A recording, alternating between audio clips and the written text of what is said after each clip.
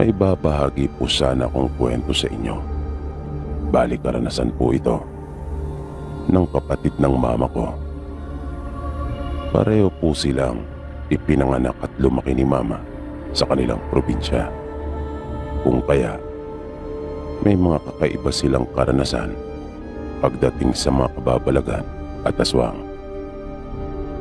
Ang kwento sa akin ni mama, nang magbinata ang kapatid niyang si Tio Puldo, ay mas naging palabarkada pa ito, na halos mga pinsan din nila ang kanyang mga kaibigan.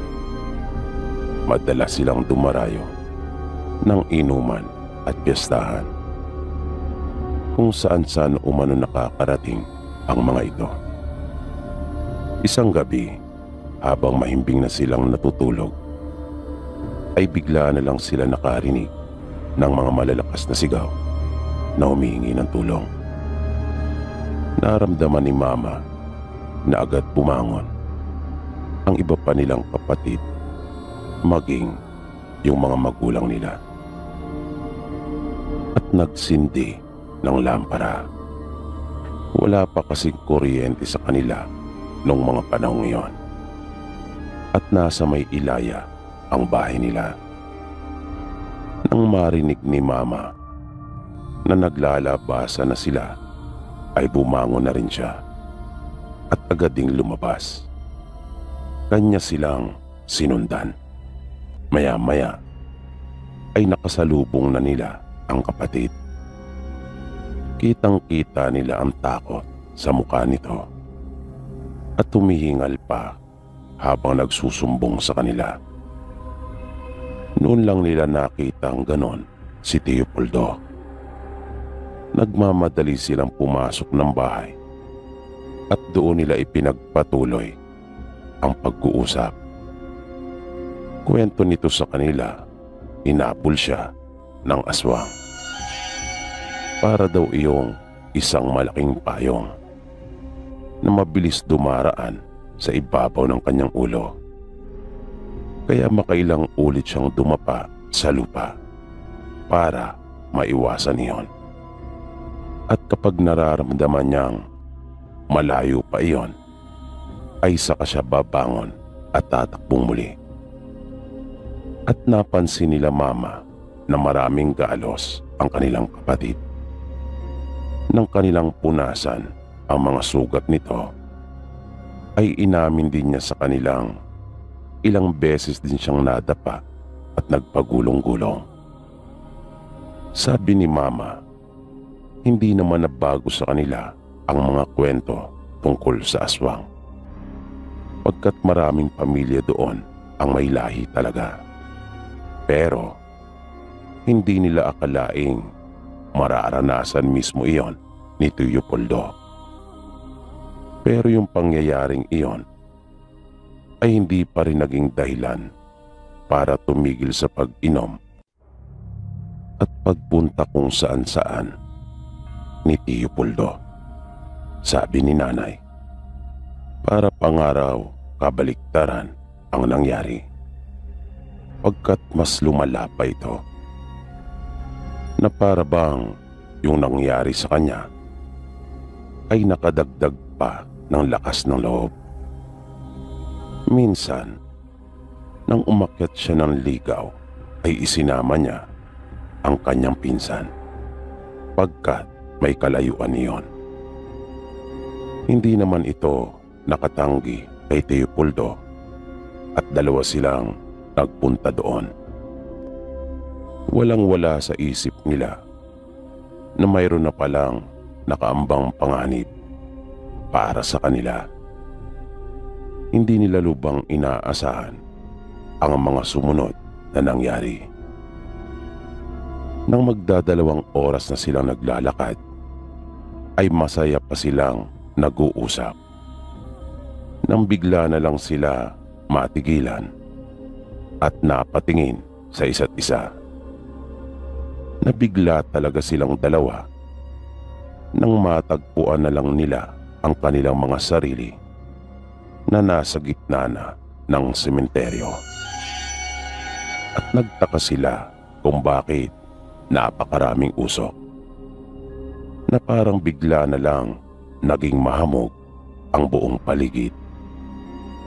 At sa magkabila ng daan na kanilang nilalakaran ay nagkalat ang mga puntod na may nakatusok na mga kahoy na krus. At may pailan-ilan ding mga nicho. Bigla nilang naramdaman ang ginaw. Nanginginig sila pareho na hindi lamang dahil sa lamig kundi dahil na rin sa takot. At yung hawak na flashlight ng pinsan ni Teopoldo ay unti-unti nang lumalamlam ang liwanag nito. Naloko na. Tila mapupundi pa yata yung bumbilya ng flashlight. Nasabi na lang nito sa kanyang sarili. Buti na lang at tag-isa sila ng flashlight na dala. Kaya nang tuluyan nang nawala ang liwanag noon, ay hinugot naman ni Teopoldo yung kanyang flashlight na nasa likod at iyon naman ang pinailaw. At nang magliwanag iyon, ay napatras silang dalawa.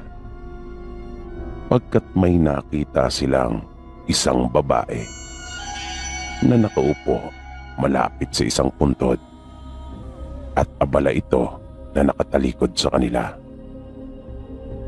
Mabilis na gumagalaw ang ulo nito na pumapaling-paling sa magkabila. Na para bang mayroon siyang pinapangos. Naisip nilang magpinsan na magpatuloy na lang at wag nang kunin pa ang atensyon nito. Pero nakakailang hakbang pa lamang sila ay bigla iyong tumayo ng tuwid na nakatalikod pa rin sa kanila. Napansin nilang may hawak ang isang kamay nito at para iyong isang mahabang buto na may ilang pirasong laman na nakakabit pa. Tulad ng babae ay hindi rin sila nakakilos magpinsan. Nanatili lang silang nakatayo sa tapat nito na hindi rin gumagalaw. Hanggang sa dahan-dahan iyong lumingon at humarap sa kanila. At dahil sa sobrang pagkabigla at takot, ay nag-uunahan na silang tumakbong dalawa. Panay ang pagmumura nilang magpinsan habang mabilis na tinatakasan yung aswang. Sigurado sila na aswang nga ang kanilang nakita. Pagkat kwento pa raw noon ni Teopoldo sa kanila mama, nakabuwagag umano yung mahabang buhok noon na animoy alambre sa tigas. At malalaki yung mga bilugang mata noon na itim lahat. At may mga bahay dito ng dugo na nagkalat hindi lamang sa palibot ng kanyang bibig, kundi maging sa mukha nito at noo. Nang lingunin nilang magpinsan yung kanilang likuran, ay napansin nilang wala namang humahabol sa kanila. Pero malayo na ang kanilang narating. At hingal na hingal sila kapwa. Naisipan nilang magpahinga na munang sandali. Maya-maya lang ay nakaramdam na sila ng matinding uhaw. At nataon namang may mga bahay silang namataan sa unahan. Kaya nagmamadali nilang tinungo iyon. Pero halos lahat ng bahay na naroon ay pawang mga nakapatay na ang mga ilaw. Maliban doon sa isa na nasa may bandang dulo. Kaya lumapit sila doon at sinubukan. Kumatok sila at nagmagandang gabi. Sa unang pagtawag nila ay wala silang narinig na sagot. Pero nang susubukan na nilang muli, ay biglang bumukas ang pinto. Kung kaya, nagkatinginan silang magpinsan at natuwa. Ngunit, nang tuluyan nang bumukas ng todo yung pinto, ay napasigaw silang dalawa. Nang bumungad sa kanila ang kalahating katawan na nakatayo. Kaya nagmamadali silang tumakbo habang wala pa ring tigil na sumisigaw. Na humingi sila ng saklolo. Pero tila nagkamali silang dalawa. Dahil sa halip na tulong ay kapamakan pa ang naitulot ng pagsigaw nilang iyon. Dahil naramdaman nilang mayroon ng mga sumusunod sa kanila. At tulad ng babae na nakita nila sa isang puntod doon sa sementeryo, ay aswang din ang mga ito.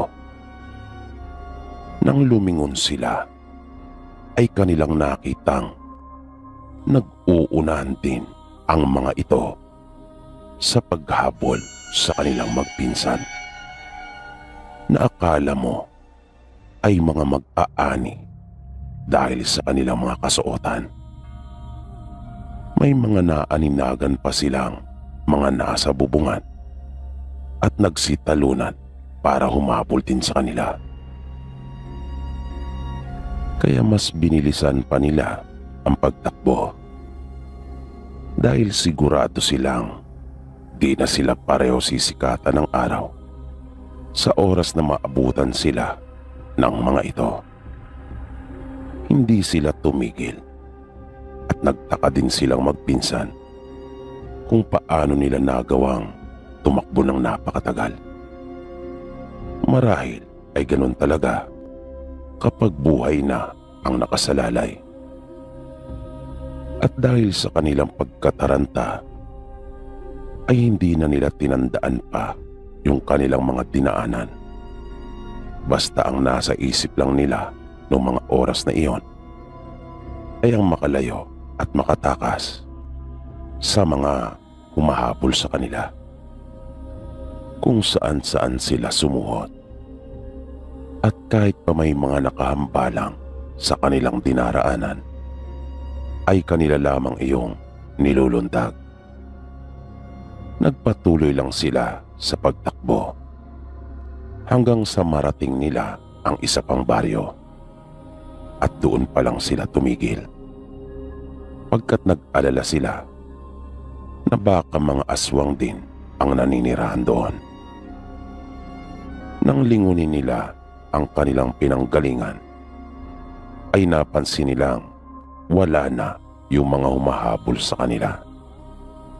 At nabuhayan ng loob si Teopoldo. Nang makita niya yung bahay ng kanyang nililigawan na nasa tabi ng isang malaking puno na siyang ibinigay nito na palatandaan sa kanya. At napansin din nilang nakabukas pa ang ilaw ng bahay. Indikasyong gising pa ang mga tao sa loob. Kaya mabilis na silang nagtaupo at nagmagandang gabi. Iyon talaga ang nakagawian doon sa kanilang bayan.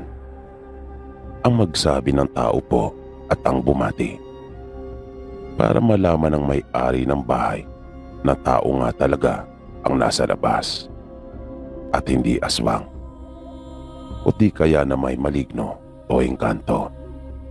Di nagtagal ay nakarinig sila ng mga boses sa loob at maya-maya pa'y nagbukas na ang pinto. Muli silang bumati na magpinsan ng isang magandang gabi. At nagulat ang pinsan ni Teopoldo dahil hindi niya inaasahang ganun pala kaganda ang nililigawan nito. Pero nang pinapasok na sila ay mayroon siyang napansin. Agad niyang naalala yung babae doon sa sementeryo pagkat nakakahawig ng suot nito yung damit ng nililigawan ni Teopoldo. Kinalabit niya at isinenyas iyon. Tumanggi namang magbigay ng reaksyon si Tio Puldo sa kanyang pinsan. Pero ayaw pa rin itong tumigil.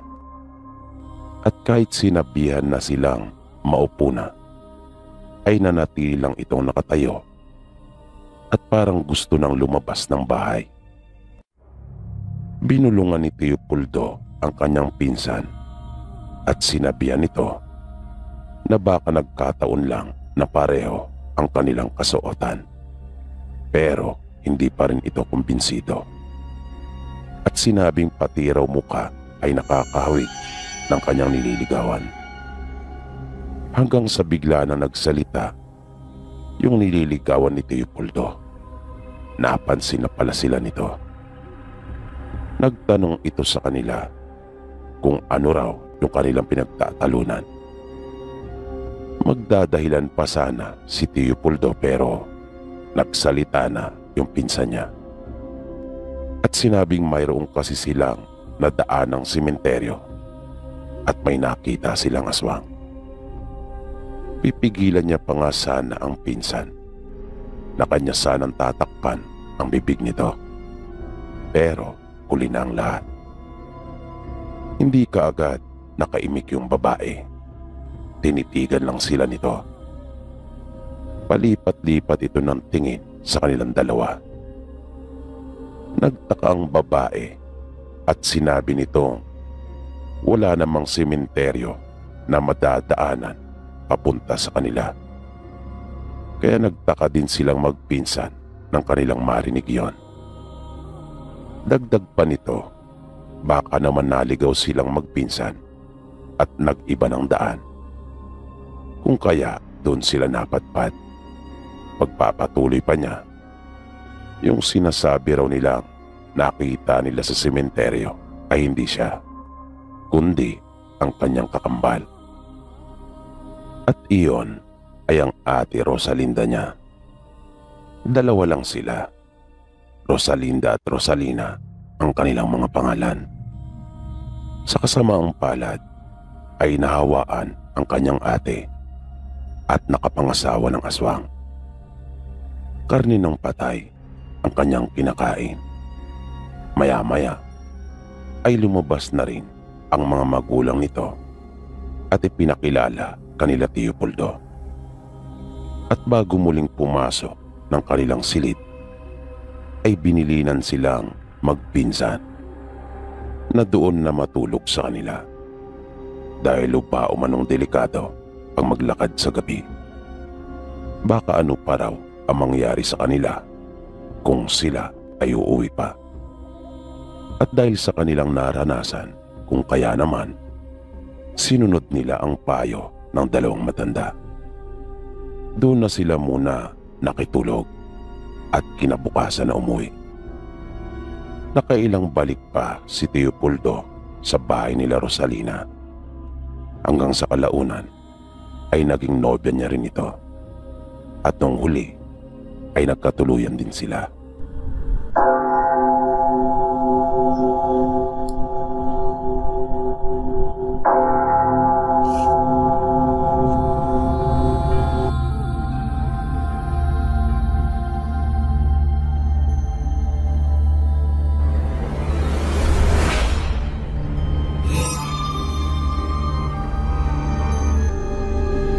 Bali nangyari po ito nung nakatira pa kami sa probinsya ng nanay ko. Kasalukuyan po ako noong nag-aaral sa high school. Medyo malayo po yung paaralan namin. Naamin po noong pinapasukan. Kaya nung huli ay naisipan naming umupa na lang ng bahay malapit doon sa school. Kasama ko noon yung dalawa kong pinsan at isa kong kapatid. Tuwing Biyernes ng hapon kami umuwi doon sa amin. Minsan, ginabi ako ng uwi sa boarding house namin. Dahil marami kaming ginawa sa paaralan. Nag-decorate kami ng stage para sa gaganaping programa sa kinabukasan. Habang naglalakad ako sa daan pauwi, ay may namataan ako sa unahan. Ang buong akala ko talaga nung una ay isa lang yung aso. Kaya nagpatuloy lang ako. Pero nang malapit na ako at matapatan ko yun ng liwanag ng hawak kong flashlight, ay napansin kong isa pala yung tao. Kaya napahinto akong bigla. Pero bigla itong lumingon sa akin at nakita ko yung nakakatakot nitong mukha at namumulang mga mata. Nung puntong iyon ay alam ko na kung ano ito. Isa itong aswang. Kaya mabilis na akong tumalikod at tumakbo. Sa sobrang takot ko ay di ko na namalayan na malapit na pala ako sa aming paaralan. Bigla kong naalala yung mga kaklase ko na kasama kong gumawa. Nagmadali ako sa pagbabaka sakaling maabutan ko pa sila na naroon. Pero pagdating ko ay napansin kong tahimik na ang buong paaralan at nakapatay na rin ang mga ilaw. Naisip ko sanang doon na lang sa paaralan namin magpalipas ng gabi. Kaya lang, bigla ko namang naalala yung mga nakakatakot na kwento tungkol doon. Mayroon din kasing nagpapakita sa paaralan namin. Isang pare na putol ang ulo at may babae ring nakasuot ng itim na damit at may belo. Kaya hindi ko na lang itinuloy yung pagpasok doon. Nung huli ay naisipan kong magpunta na lang sa bahay ng isa kong kaklase na malapit doon.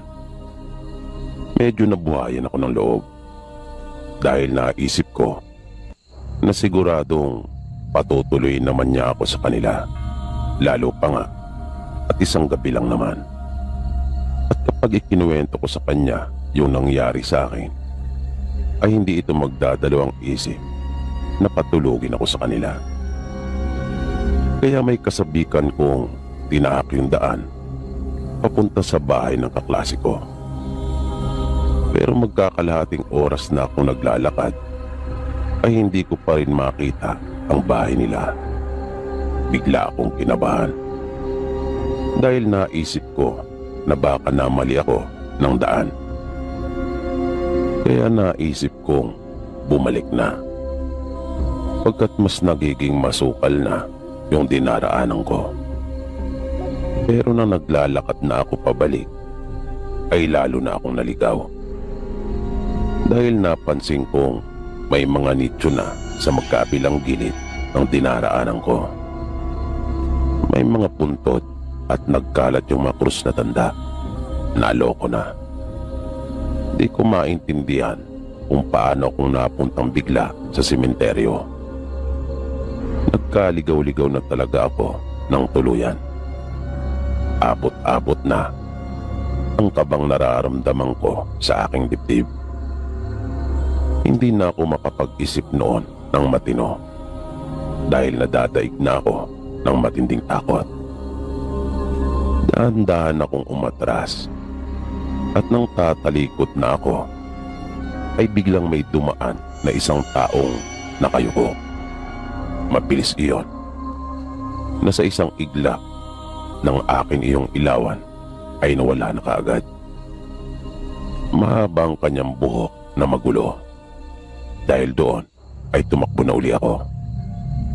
Kailangan kong makaalis mula roon.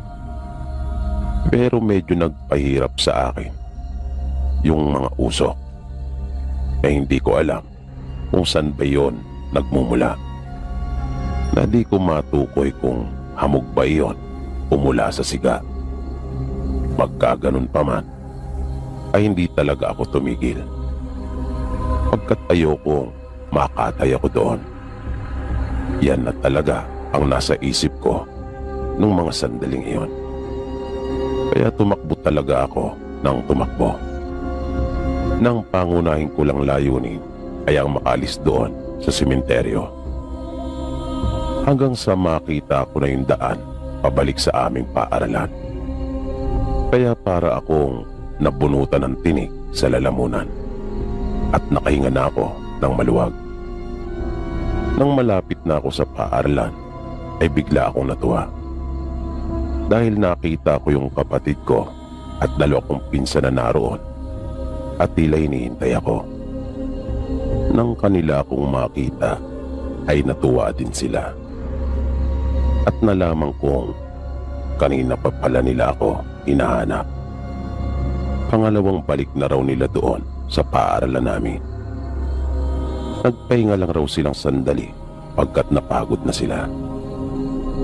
Nag-alala sila sa akin dahil di pa rin ako nakakauwi. Sinabi ko naman sa kanila na pauwi na sana ako nang makakita ako ng aswang sa daan. Kung kaya, hindi ako nagtuloy at naisip kong makitulog na lang muna sa kaklase ko. Kaya lang ay naligaw naman ako. At nagtaka sila nang ikwento kong nakarating ako sa isang sementeryo. Pagkat wala namang kasing sementeryo na malapit doon. Kaya hinala namin ay mayroong lihim na lagusan papunta doon. At iyon ay di sinasadyang nadaanan ko. Pagka Biyernes noon ay umuwi kami sa bahay namin. Kinuwento ko sa mga magulang namin yung naranasan ko. Dahil doon ay kanila kaming binigyan ng kapatid ko ng pangontra sa aswang at sa mga masasamang elemento.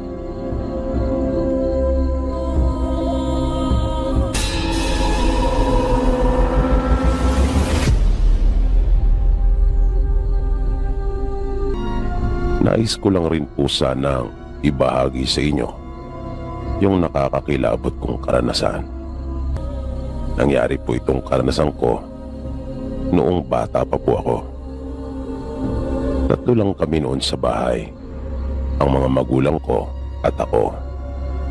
Wala pa akong kapatid noon.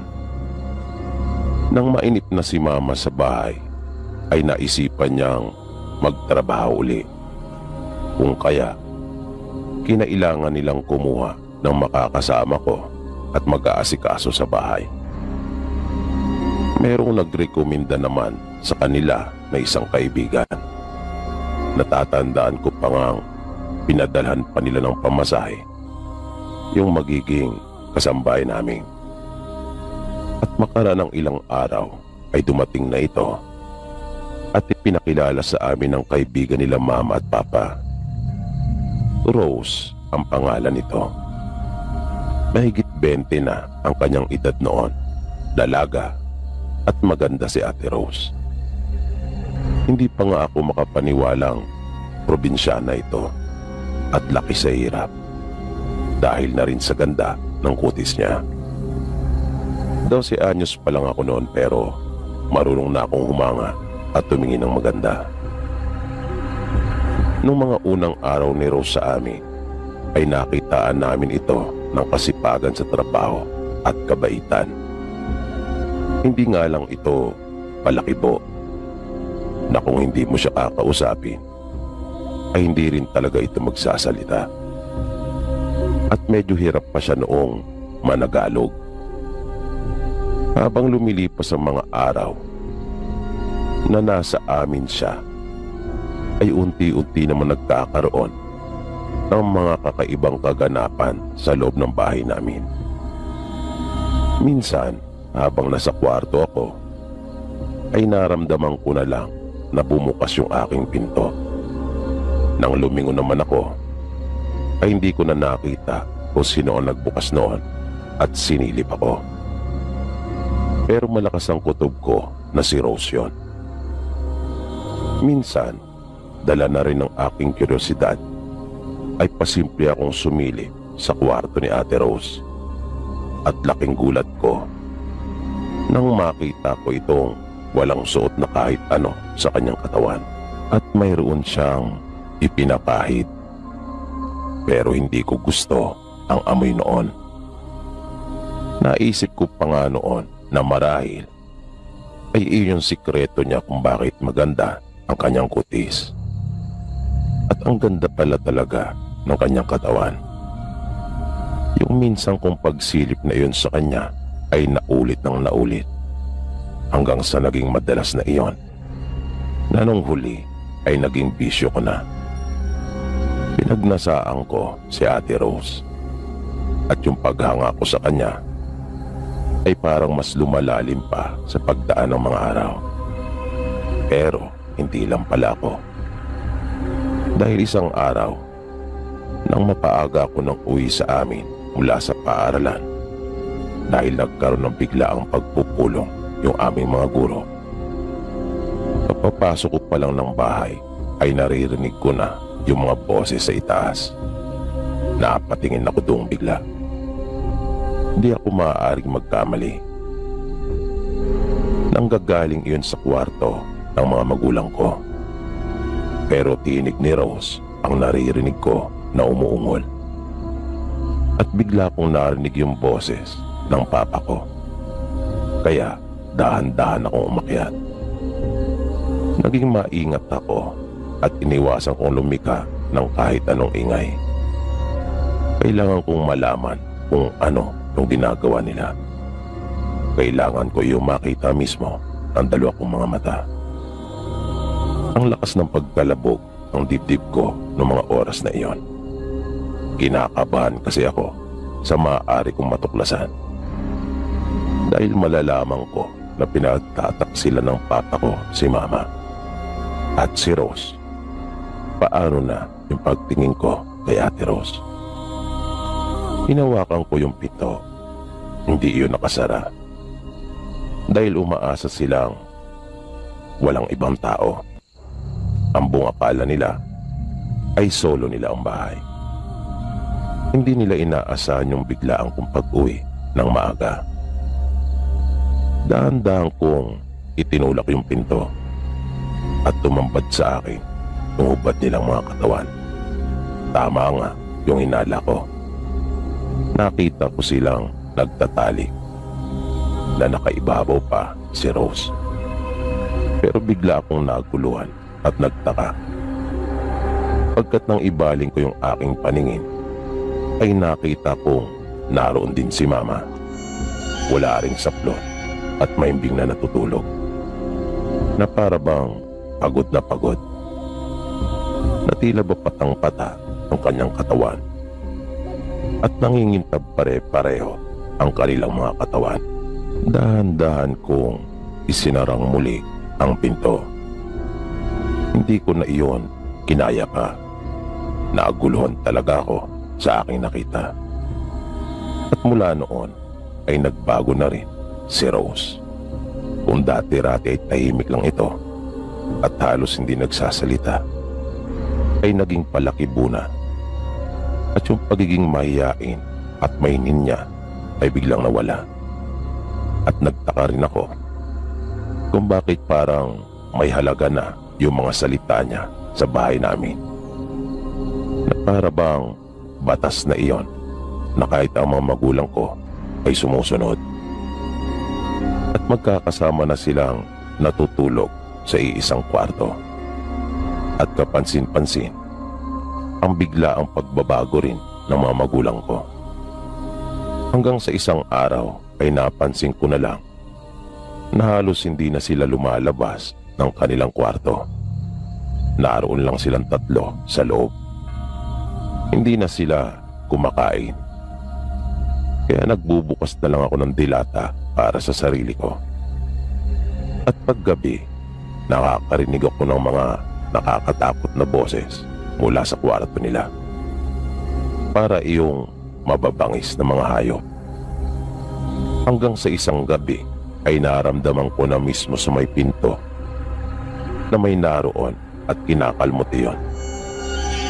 Napansin ko rin yung anino sa may siwang ng pinto sa ilalim. Maya-maya pa ay kinakalampag na nito yung pintuan ng kwarto ko at umaangil pa iyon. At di nagtagal ay dalawa na silang naroon. At tila ba nais nang wasakin yung pinto para makapasok sa loob. Sa takot ko ay dinampot kong bigla yung bag at nilagyan ko ng ilang pirasong damit. Sumampa ako sa may bintana at doon dumaan. Tumakas ako at nagpunta sa bahay ng kaibigan nila Papa na siyang nagrekomenda kay Rose. Sinabi ko sa kanya ang lahat. Humingi naman ito ng tulong sa isang manggagamot at magkakasama kaming pumunta sa bahay. Pero pagdating namin doon ay wala na si Ate Rose. Hindi na namin ito naabutan pa. Ang naroon lang ay sila Mama at Papa. Nakapwa may bahid ng dugo ang kanilang mga bibig. At naroon ang kinatay nilang manok. Nagkalat ang dugo at balahibo sa kanilang kwarto. Humpak na ang kanilang mga pisngi. Sa ilang araw na hindi ko sila nakita ay ang laki na pala ng ipinayat nila. Nung huli ay nalaman naming may lahi palang aswang si Rose at kanyang hinawaan sila Mama at Papa. Nasabi ng kaibigan nila Mama ay hindi niya alam ang tungkol sa tunay na pagkatao nito. Buti na nga lang at naagapan pa iyon ng manggagamot, kung kaya gumaling din sila makaraan ang ilang buwang gamutan. Kasabay ng pag-alis ni Rose noon ay kanya din kaming pinagnakawan. Mula noon ay hindi na muling nagtrabaho pa si Mama. Nanatili na lang siya sa bahay at siya na mismo nag-aasikaso hanggang sa magkaroon pa ako ng 2 kapatid.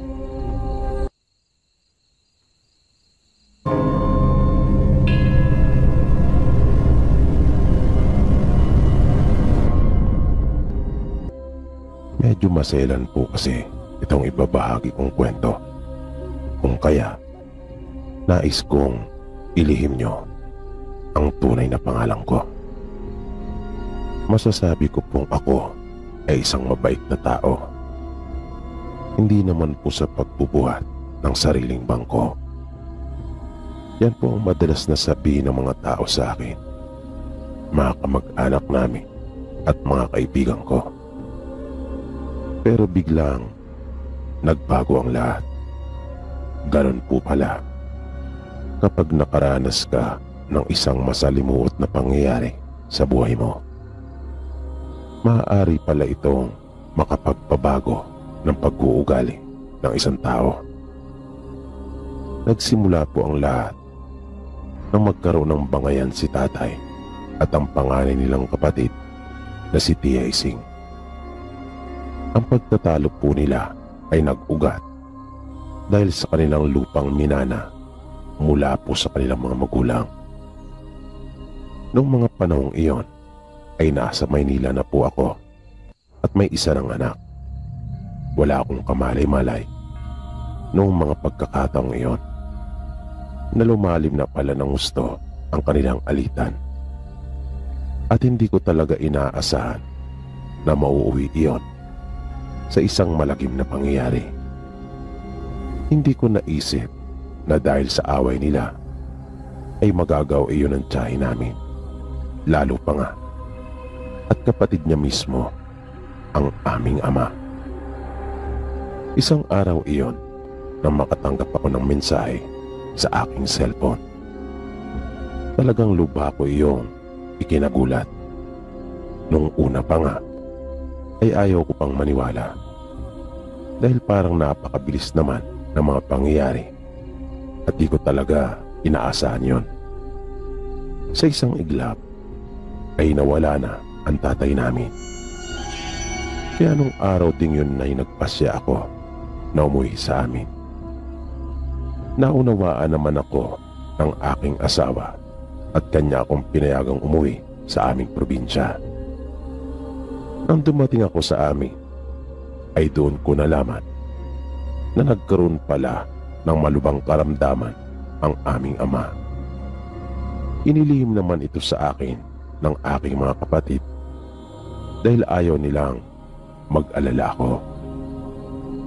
Nagtulong-tulong silang ipagamot ng tatay namin pero yun at yun din ang findings ng doktor. Kaya nagduda na sila sa totoong kalagayan ng tatay namin. Lalo na at nakikita pa ng mga kapatid kong patuloy na lumalaki ang tiyan nito. At may pagkakataon pang sumusuka na ito ng dugo.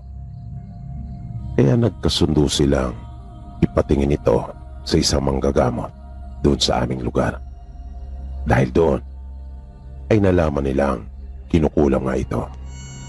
Tama ang kanilang hinala. Kwento pa ng mga kapatid ko kung ano-anong bagay ang inilagay ng mangkukulam sa tiyan ng tatay namin.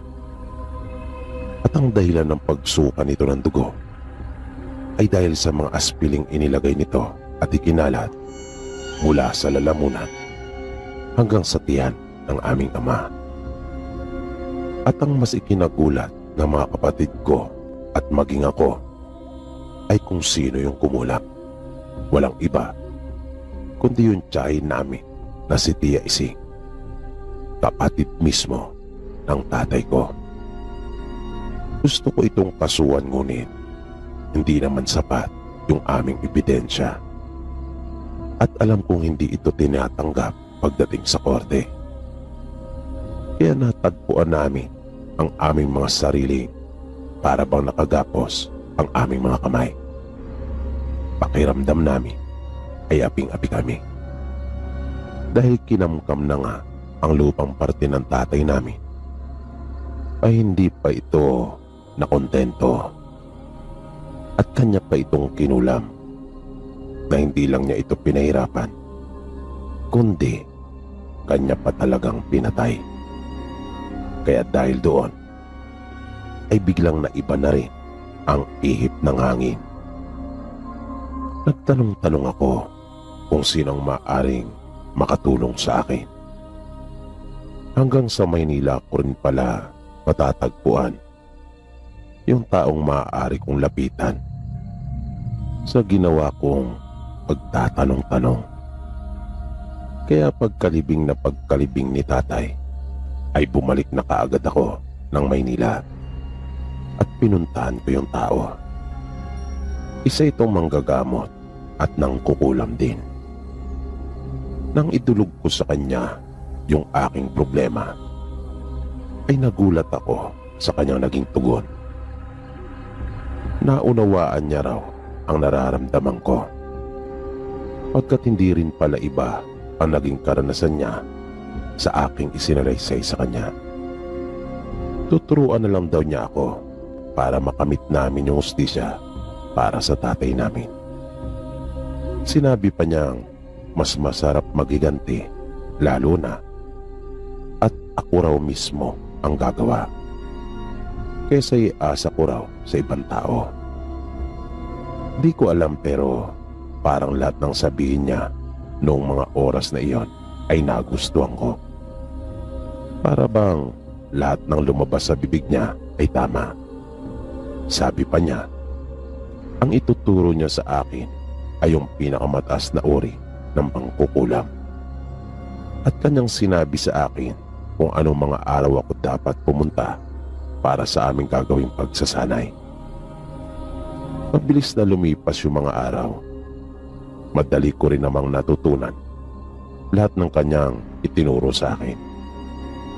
Dahil na rin siguro sa tindi ng nararamdaman ko, kung kaya porsigido talaga akong matuto.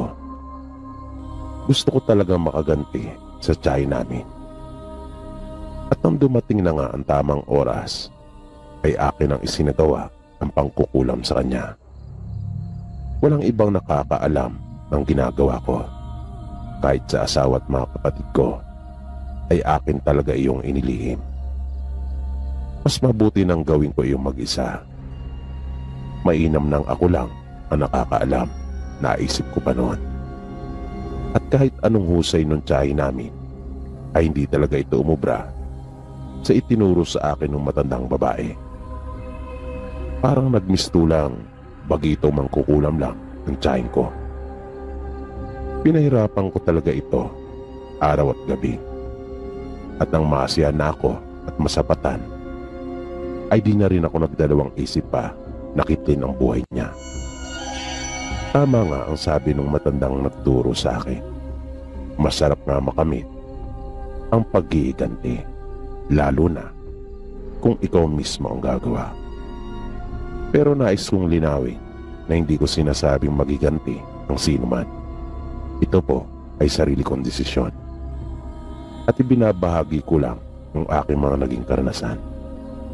Hanggang dito na lang po, Sir Pipi, ang kwento ko pong ito, at maraming salamat po sa iyo.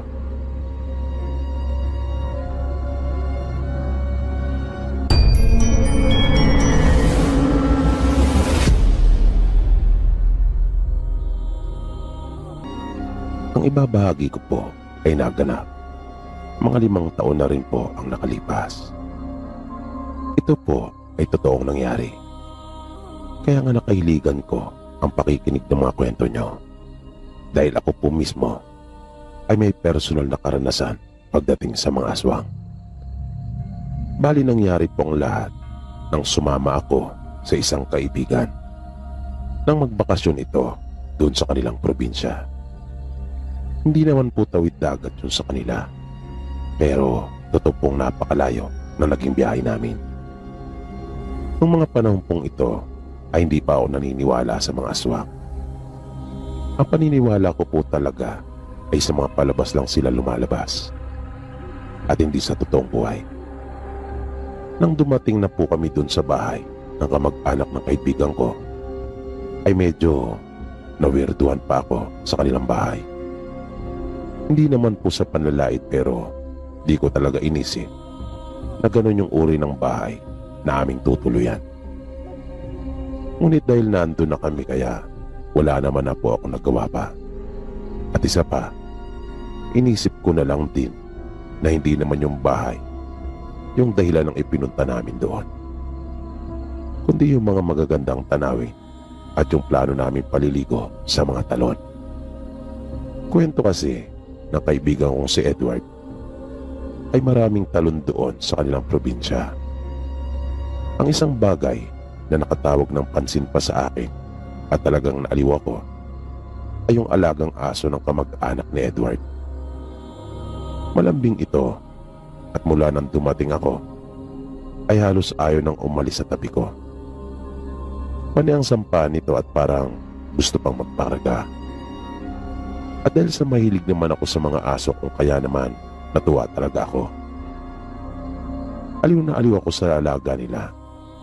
Kahit saan ako magpunta ay lagi itong nakasunod sa akin. Kahit nga ang kaibigan ko pati mga kamag-anak niya ay napansin din yung ginagawang paglalambing ng aso sa akin. Sabi pa nila, noon lang daw nila nakitang ganon yung kanilang alaga. Dahil sa ibang taong nagpupunta sa kanila ay hindi naman daw ito ganon. Nang 3 araw na namin doon ay napagkasunduan na namin maligo na sa isa sa mga talon na naroon malapit sa bahay ng kamag-anak ni Edward. Balik kasama namin noon ang 2 niyang pinsan at tiyuhin. Ang buong akala ko noon ay talagang malapit lang. Base na rin kasi sa pagkakasabi nila. Iyon daw yung pinakamalapit na talon doon sa kanila. Pero halos may 3 kilometro yata ang layo noon mula sa bahay na aming tinutuluyan. Kaya naisip kong paano pa kaya yung ibang balak namin puntahan. Pero nang dumating na kami dun sa talon ay nasabi ko talagang sulit naman. Dahil bukod sa napakaganda ng tanawin, ay ang ganda din mismo ng falls. Ang linaw pa ng tubig at malawak ang maaaring paglanguyan. Kaya habang naroon kami, ay talagang sinamantala ko yung pambihirang pagkakataon na iyon. Panay ang kuha ko ng mga larawan at bilang na bilang yung ginawa kong pag-ahon mula sa tubig. At ang nakakatuwa pa, pati yung aso nila ay talagang naligo. Huwag lang akong mawala sa tabi niya. Sinamahan niya talaga ako. Hapon na nang magpasya kaming umuwi noon. At parang napansin ko sa tinig at pagsasalita ng mga kaanak ni Edward na para bang alalang-alala sila at para bang takot na takot silang gabihin kami. Ayaw nilang abutan kami ng dilim sa daan, na nasabi pa nga ng tsuy ni Edward na masyado daw kaming nalibang, na sinisi niya pati ang kanyang 2 anak at nagmamadali silang nagligpit. Pero bagaman napansin ko iyon, ang tanging tumakbo naman sa isipan ko ay siguro dahil nga mahirap naman talaga ang maglakad sa gabi, lalo pa nga at flashlight lang yung mga dala namin. Yan yung naisip ko. Nung naglalakad na kami, malapit na noong lumubog yung araw. At yun na nga, kahit ayaw nilang abutan kami ng dilim sa daan, ay nangyari pa rin. Tahimik lang kami noong naglalakad, na kahit isa sa amin ay wala talagang nagsasalita. Kung kaya, nawirtuhan ako. Para bang may nalalaman sila na hindi ko alam. Yan yung pakiramdam ko. Yung aso naman ng mga oras na iyon ay naglalakad din sa may gilid ko. Hanggang sa bigla itong humiwalay sa akin at lumihis ng daan. Pero bago pa iyon ay parang may narinig akong kaluskos. Ang ginawa ko naman ay agad kong sinundan yung aso. At natigilan din ako nang bigla itong huminto. Nang bigla itong kumahol. Mabilis kong tinutukan iyon ng hawak kong flashlight.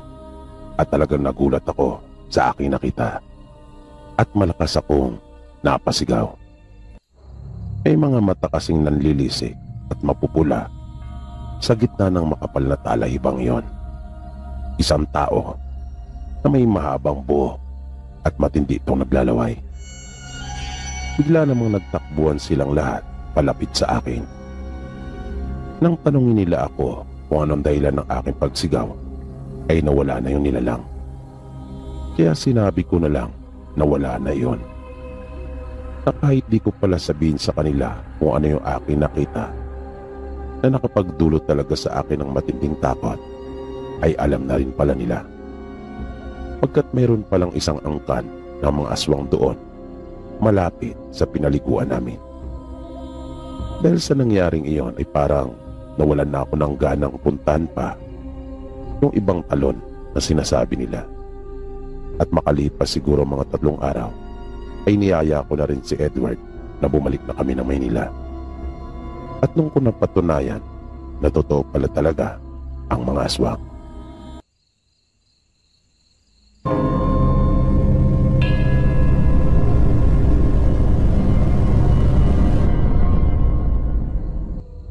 Ang mga pangyayari sa kwento niyang ito ay totoong naganap.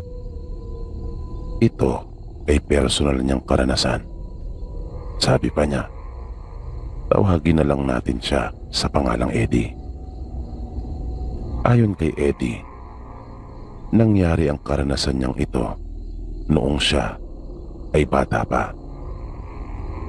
Sa probinsya pa sila noon nakatira at may isa na siyang kapatid na mas bata sa kanya ng 2 taon.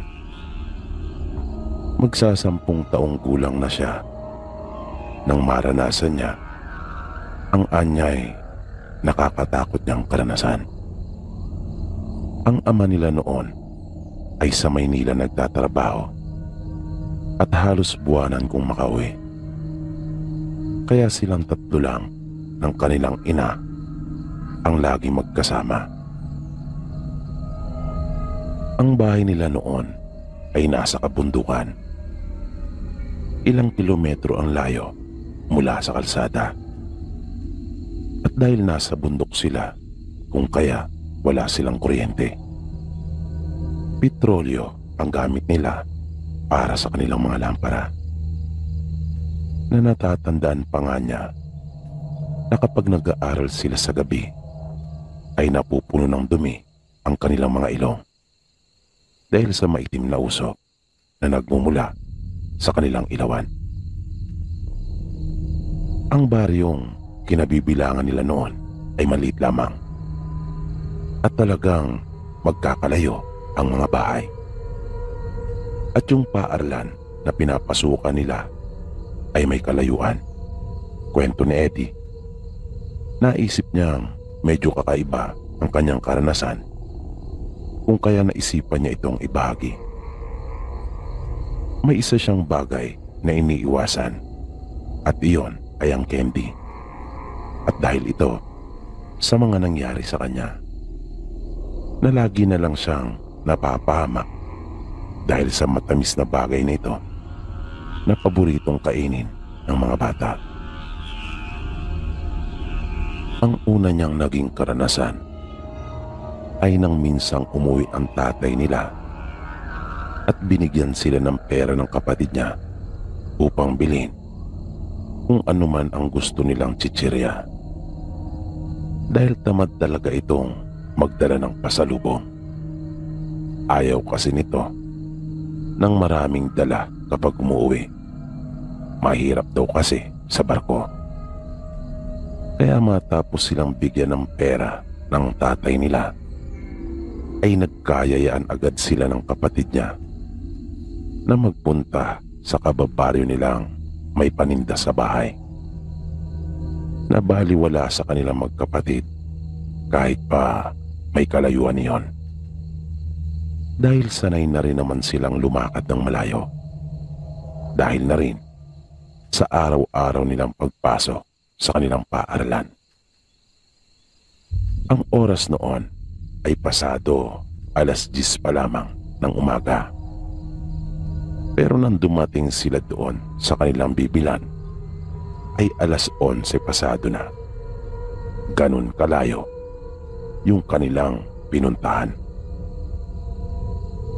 Kaya nagmamadali na silang magkapatid na naglakad pa uwi matapos makabili. At syempre, ang binili ni Eddie ay yung paborito niyang dulce.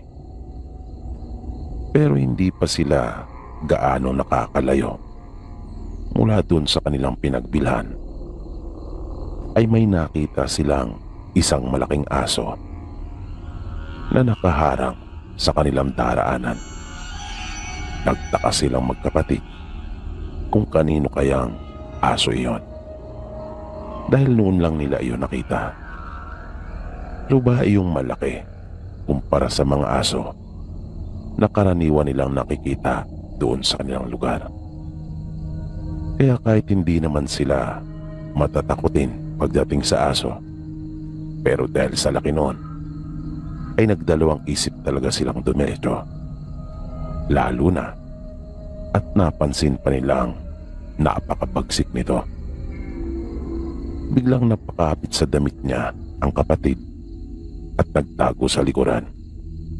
Maya-maya ay bigla nang tumayo yung aso. Kung kaya lalo na silang kinabahan na magkapatid. Dahan-dahan na ring umatras sila Eddie. Nang mapansin lang, lalapit na sa kanila ito at nakaangil pa na yung makapal na laway nito ay halos sumayad na sa lupa nang hindi man lang napapatid. Naramdaman ni Eddie na mas lalo pang humigpit ang pagkakahawak ng kapatid niya sa kanyang damit. Ramdam niya ang matinding takot na bumabalot dito. Dahil kahit siya man ay kinakabahan na ng todo noong mga sandaling iyon. Lalo pa at naisip niyang kayang-kaya talaga silang lapain ito. Dahil na rin sa kakaibangan nitong laki. Dahan-dahan pang lumapit yung aso sa kanila. Kung kaya nakita niyang biglang nagbago ang mga mata nito. Para iyong mabilis na binalot ng dugo. Kaya nang makakita si Eddie ng kahoy, ay agad na niya iyong dinampot at itinutok doon sa malaking hayop na iyon.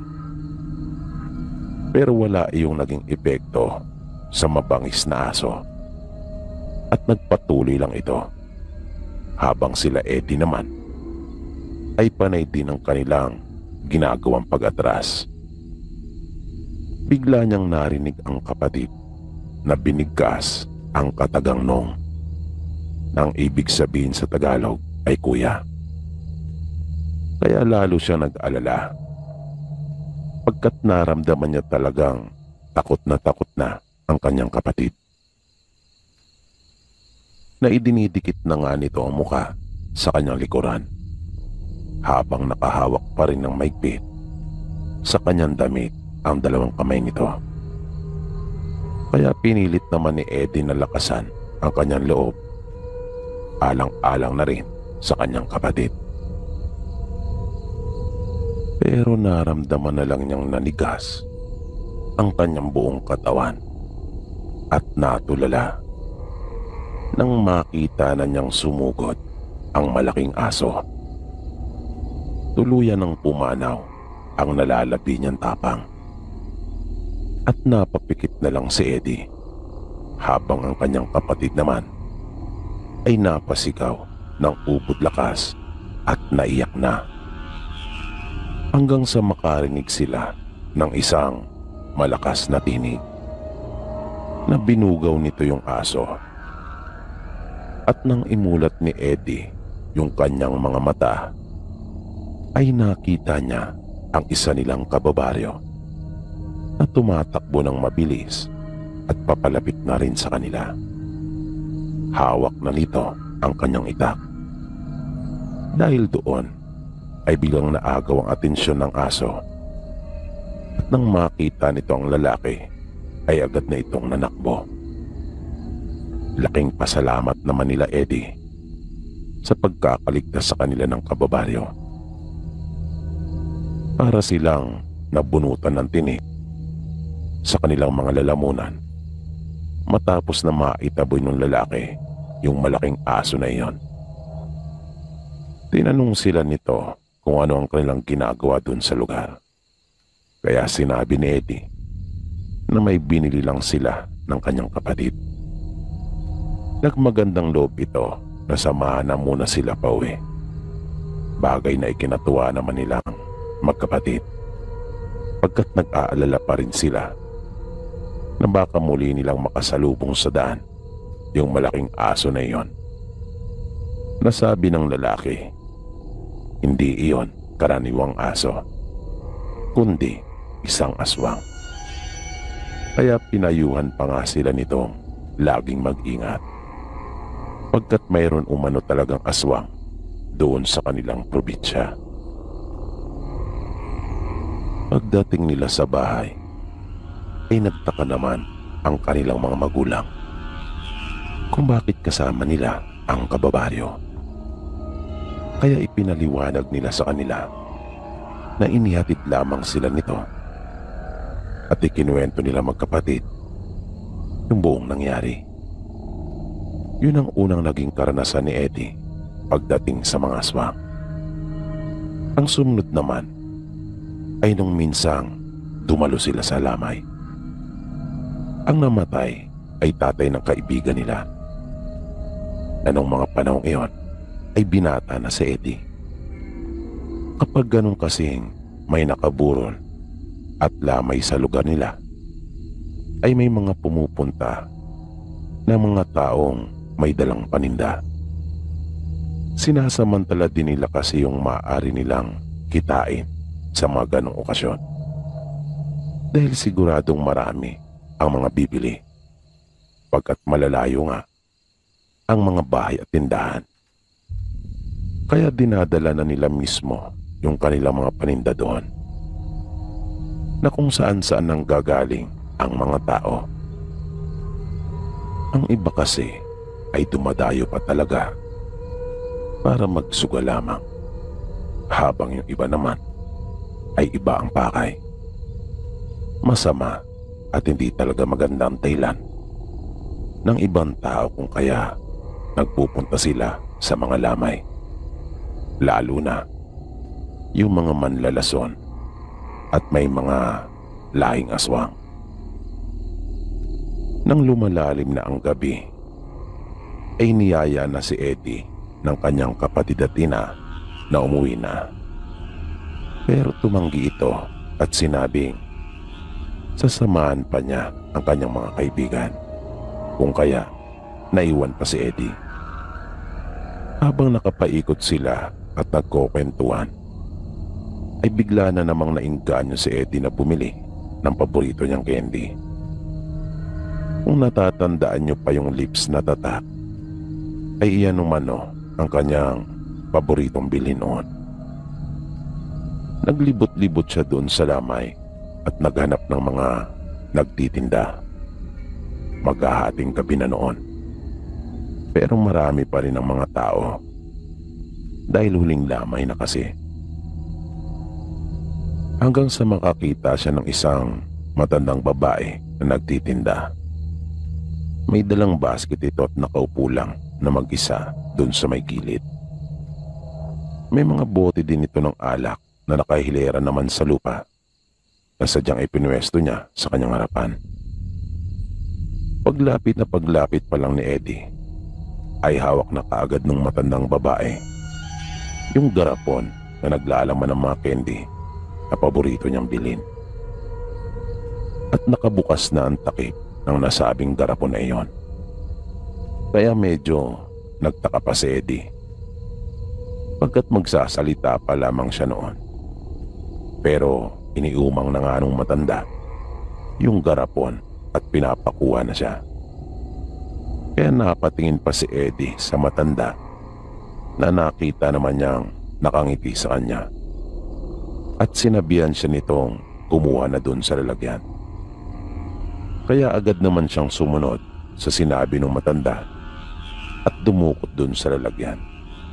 Matapos iyon, ay kanya na ring binayaran at bumalik na sa kanyang mga kasama. Nang magbukas si Eddie ng isa habang nakikinig sa isa nilang kaibigan na nagkukwento, ay bigla siyang napatingin sa candy na kanyang nabili. Dahil mamasa-masa iyon. Pero kanya pa rin isinubo at inisip na lang na maaaring nainitan lang iyon kung kaya nagkaganon. Nang mga madaling araw na, ay hindi na rin nila kinaya pa ang antok, kung kaya nagkayayaan na silang magkakaibigan na matulog na muna. Dinala sila nung kaibigan nilang taga roon sa isang kubo na malapit. At doon sila nito pinatulog. Pagkat wala nang mapupwestuhan doon sa kanilang bahay. Kaya kahit sira-sira yung nasabing kubo na pinagdalhan sa kanila, ay pinagtiyagaan nila Eddie para makatulog lang. Na kahit wasak pa ang mga dingding noon, ay hindi na nila iyon inintindi pa. Nagsiksikan sila sa sira-sirang sahig ng kubo matapos iyon latagan ng banig ng kaibigan nila. Madali silang nakatulog dahil na rin sa matinding antok. Pero makara ng ilang oras ay biglang nagising din si Eddie, pagkat meron siyang naramdaman at parang nanaginip siya ng hindi maganda, na parang mayroong umaali-aligi doon sa may kubo. Nang idilat niya ang kanyang mga mata ay napakadilim, pagkat pinatay pala ng isa nilang kaibigan yung lampara. Kaya naisipan niyang buksan ito. Ngunit nang tatayo na siya, ay bigla na lang sumakit yung kanyang ulo. At doon na nag-umpisa ang kanyang kalbaryo. Parang umikot talaga ang pakiramdam niya. Kung kaya, hindi na niya nagawa pang tumayo. Bigla ring uminit ang kanyang pakiramdam. Dahilan para pagpawisan siya ng matindi. Maya-maya ay nahintakutang bigla si Eddie nang kanyang maaninagan ang isang tao na mabilis dumaan sa may gilid ng kubo, na naalala niyang bigla ang kanyang masamang panaginip. Pagkat parang bigla iyong nagkatotoo. At bigla siyang napasiksik sa katabing kaibigan sa higaan nang siya ay magulat. Pagkat kitang-kita talaga niya yung nakakatakot na mukha nung matandang babae na biglang sumilip. Pulang-pula ang mga mata nito at ang haba ng kanyang mga kuko. Hanggang sa magsimula na rin siyang magsuka na nakatawag ng pansin sa kanyang mga kaibigan. Kung kaya, nagising na rin ang ilan sa kanila at lubhang nag-alala para kay Eddie. Pagkat nahihirapan na rin itong huminga at tila ba kinakapos na. Tinulungan nila ito at kalaunan ay nalaman nilang hinawaan pala ito ng aswang na kinailangan pang dalhin si Eddie ng kanyang mga magulang sa kamag-anak nila na nakatira sa Karatig Lalawigan. At doon pa lang ito gumaling. Hindi kasi kinaya ng mga taga sa kanilang manggagamot yung ginawa ng matandang babaeng aswang na pangahawa sa kanya.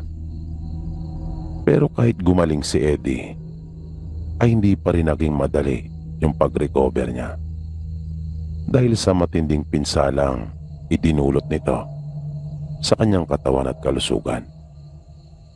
Mula noon ay tila nagkaroon naman si Eddie ng phobia sa candy.